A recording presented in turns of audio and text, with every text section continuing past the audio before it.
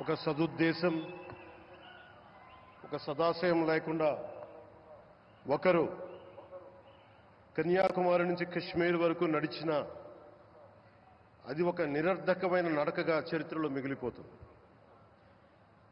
కానీ ఒక సదాశయంతో, ఒక సత్సంకల్పంతో ఇంకొకరు కన్యాకుమారి నుంచి కశ్మీర్ వరకు ప్రజలందరితో మమేకమై వారందరినీ ఏకతాటిపైన నడిపిస్తే అది ఆత్మనిర్భర భారత్ అవుతుంది. అదే కన్యాకుమారి నుంచి కశ్మీర్ వరకు ప్రజలకి వారి పరిసరాల శుభ్రత యొక్క బాధ్యతను తెలియజేస్తే అది స్వచ్ఛ భారత్ అవుతుంది. అదే కన్యాకుమారి నుంచి కశ్మీర్ వరకు ప్రజల గుండెల్లో దేశభక్తి, ధైర్య సాహసాలతో నింపితే అది పటిష్టమైన, బలిష్టమైన భారతం అవుతుంది. అది ఒక రోజున అఖండ భారతం అయి తీరుతుంది.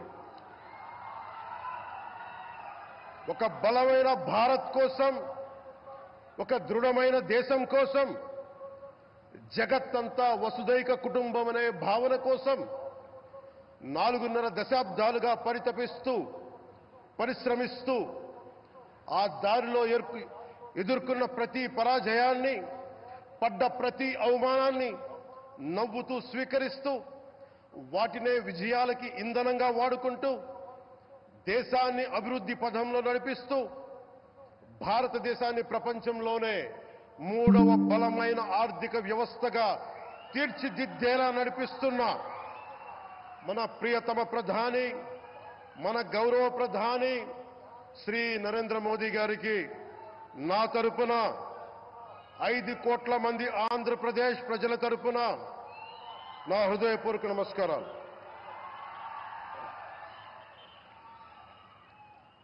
విద్యార్థి నాయకుడిగా రాజకీయాల్లో ప్రవేశించి రెవెన్యూ మంత్రిగా, ఆర్థిక మంత్రిగా మొదలై తెలుగుదేశంకి రథసారథి అయి 4వసారి ముఖ్యమంత్రి అయి తెలుగు ప్రజల్ని అభివృద్ధి పదంలో నడిపిస్తున్న దార్శనికులు, రాజకీయ ఉద్దండులు గౌరవ ముఖ్యమంత్రి శ్రీ నారా చంద్రబాబు నాయుడు గారికి నా హృదయపూర్వక నమస్కారాలు.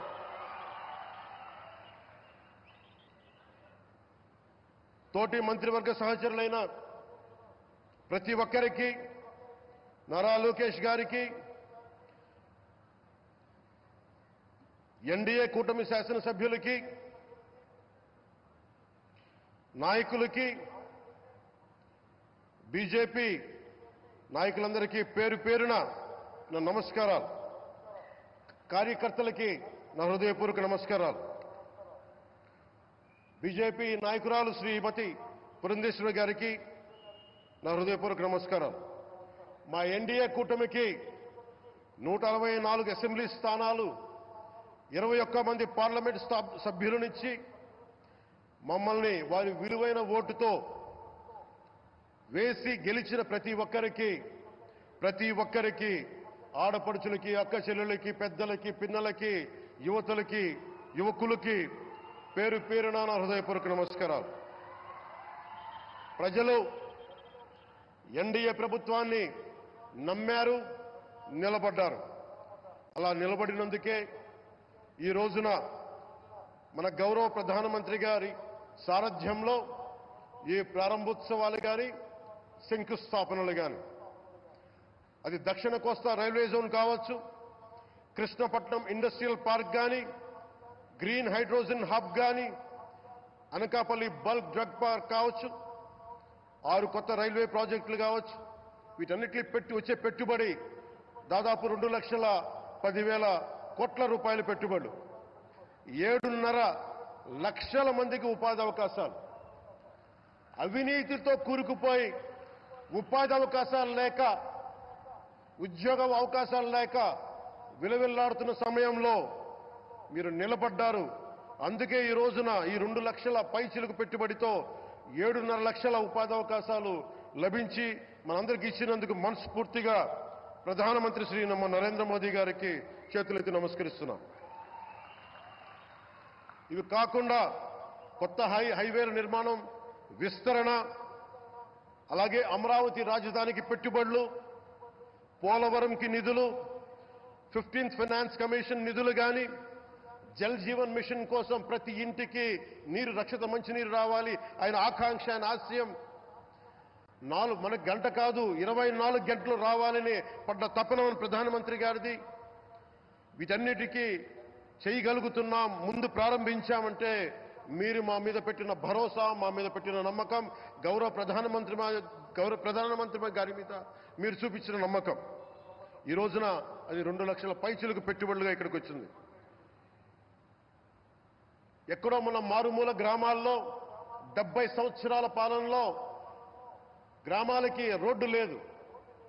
ప్రధానమంత్రి సడక్ యోజన కింద ఈ రోజున మనం మారుమూల గిరిజన గ్రామాల్లో కూడా రోడ్లు వేయగలుగుతున్నామంటే దానికి ముందుండి మాకు వెన్నుతట్టి మాకు నిధులు సమకూరుస్తుంది నరేంద్ర మోదీ గారు.